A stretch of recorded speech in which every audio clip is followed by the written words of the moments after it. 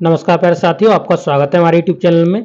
और देखिए साथियों, इस वीडियो में बात करेंगे यूपीएसआई में जो आपका फिजिकल होगा और उसमें जो आपकी नापतोल होती है, फिजिकल स्टैंडर्ड टेस्ट, आपका पीईटी फिजिकल एफिशिएंसी टेस्ट, तो उसमें क्या क्या जो आपके से मांगा जाएगा, तो उन चीज़ों के बारे में बात करेंगे। यहाँ पर हम बात करेंगे पीईटी के बारे में, फिजिकल एफिशिएंसी टेस्ट, ठीक है। और यहाँ पे पीएसटी के बारे में बात करेंगे, फिजिकल स्टैंडर्ड टेस्ट। तो ये जो आपके होते हैं, जब आपका रिटन एग्जाम हो जाता है, रिटन एग्जाम के बाद जब आप क्वालिफाई कर जाते हैं पीईटी पीएसटी के लिए, तब आपके ये दोनों टेस्ट होते हैं। उसमें क्या क्या मापदंड रखे गए हैं उसके बारे में बात करेंगे।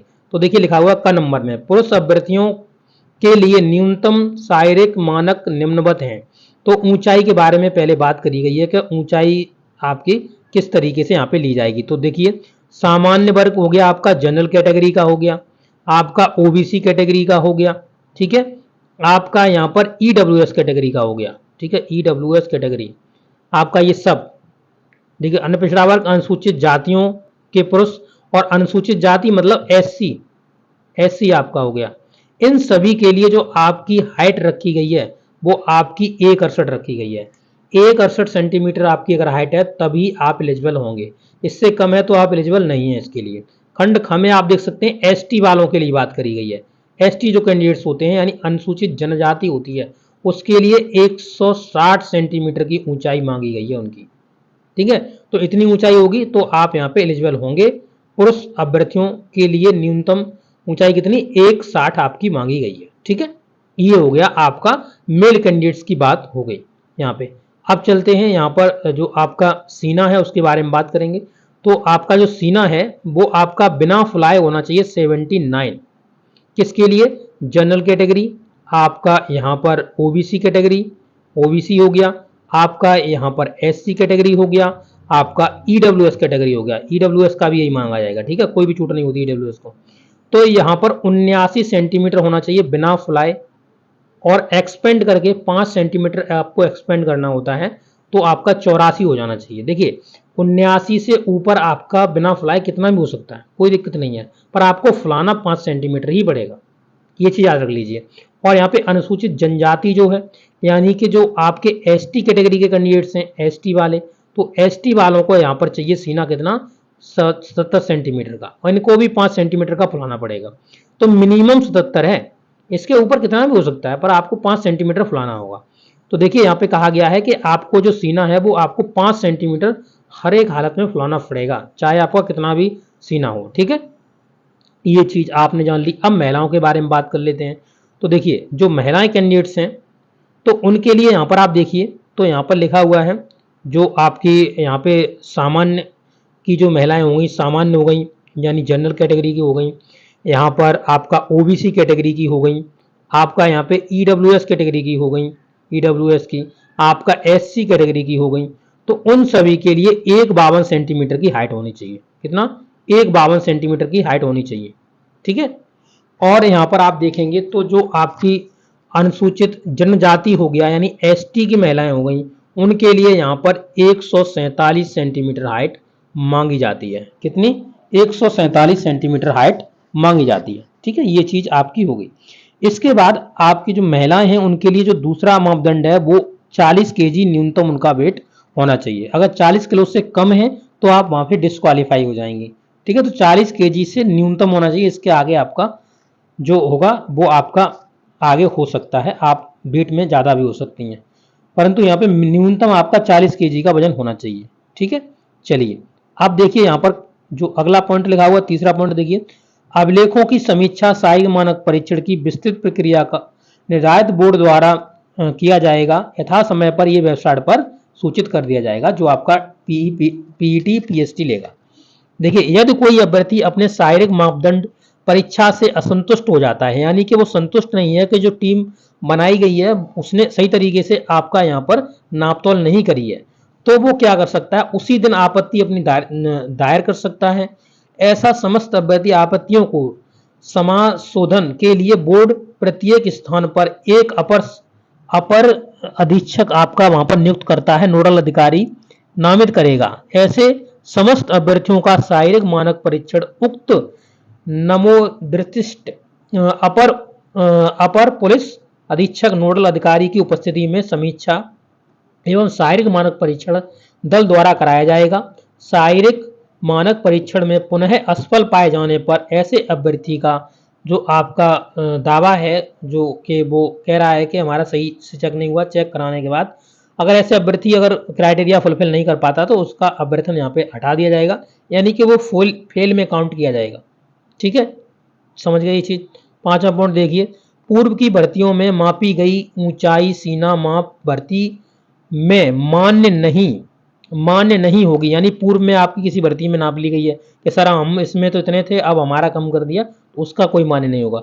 इस भर्ती के शारीरिक मानक परीक्षण के दौरान अभिलेखों की समीक्षा शारीरिक मानक परीक्षण द्वारा दल की माप इस भर्ती में मान्य होगी, जो इस भर्ती में आपकी कराई जाएगी वही मान्य आपकी होगी। नंबर 6, किसी भी सरकारी प्राइवेट संस्था में कराई गई माप इस भर्ती में मान्य नहीं होगी। आप कहीं से प्राइवेट संस्था में कराए हो, आप सरकारी संस्था में कराए हो और वो दिखा रहे हो, तो उससे आपका कोई भी लेना देना यहाँ पे नहीं रहेगा। यहाँ पे आपका ऑन द स्पॉट वो चीज नापी जाएगी। ठीक है, इस अब तो लिखा हुआ देखिए, आप देख सकते हैं इस भर्ती के शारीरिक मानक परीक्षण के दौरान अभिलेखों की समीक्षा शारीरिक मानक परीक्षण दल द्वारा की जाएगी और इस भर्ती में वही आपकी मान्य रहेगी। ये चीज आप समझ लीजिए। अब देखिए शारीरिक दक्षता परीक्षा यहाँ पे देख सकते हैं, तो यहाँ पे शारीरिक दक्षता जो परीक्षा है उसमें क्या आपका रखा गया। तो देखिए साथियों, आपकी जो शारीरिक दक्षता परीक्षा होगी यानी पीएसटी इसे बोलते हैं, सॉरी पीईटी इसे बोलेंगे। तो पीईटी में आपका क्या क्या रहने वाला है, फिजिकल एफिशिएंसी टेस्ट। तो यहाँ पर आपकी रेस रहेगी 4.8 किलोमीटर की मेल कैंडिडेट्स के लिए, जो कि उन्हें 28 मिनट के अंदर कवर करनी होगी, जो मेल कैंडिडेट्स हैं। और जो फीमेल कैंडिडेट्स हैं यानी जो हमारी बहनें हैं, उन्हें 2400 मीटर की दूरी को 16 मिनट में यहाँ पर कवर करना होगा, 16 मिनट में यहाँ पे कवर करना होगा।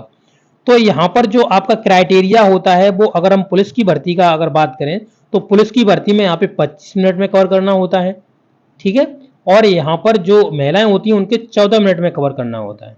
इतना अंतर होता है इसमें। ठीक है, तो यहाँ पर आपको पुलिस की भर्ती की अगर बात करें तो यहाँ पे 28 मिनट मिल जाएंगी और यहाँ पर आपको 16 मिनट मिल जाएंगी।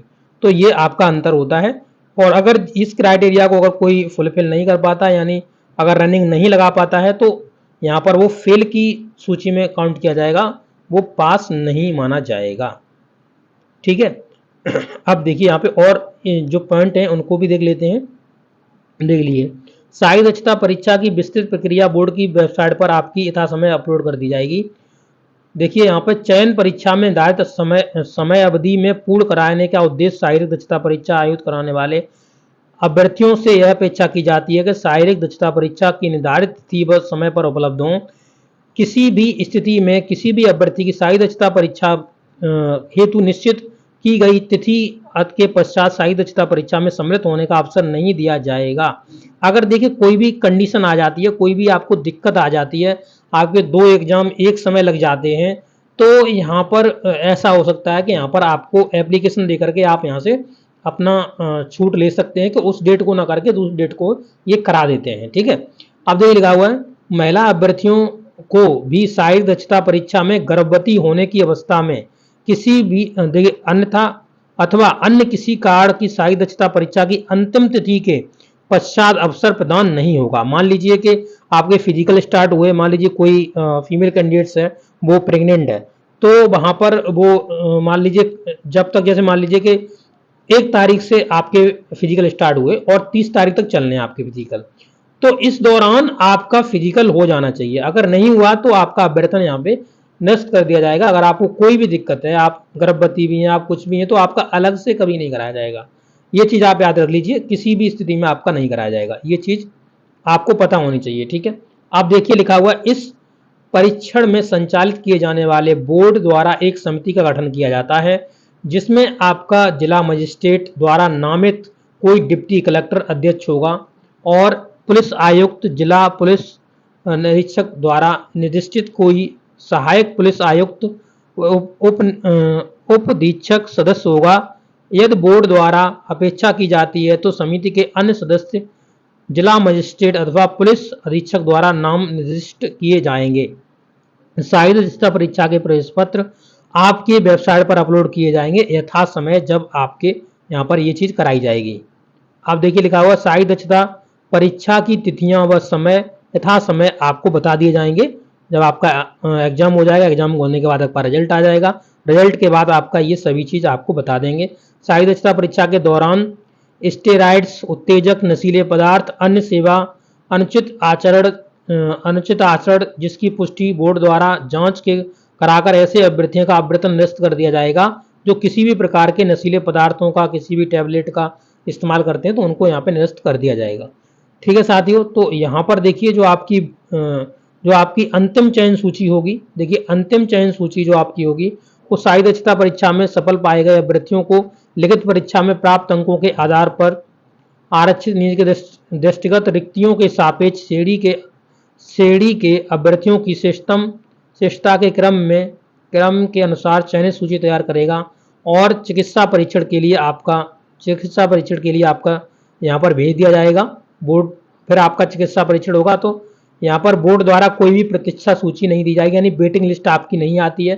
तो आपने देखा होगा अभी भी यूपी पुलिस में भी आपका 60,244 भर्ती था, तो 60,244 भर्ती था, तो इतने ही कैंडिडेट्स को यहाँ पर फाइनल लिस्ट में पास किया गया था। इसके बाद आपने देखा होगा लगभग 5,000 वैकेंसी खाली चली गई आपकी, जो कि यहाँ पे मेडिकल में आपके कैंडिडेट्स फेल हो गए।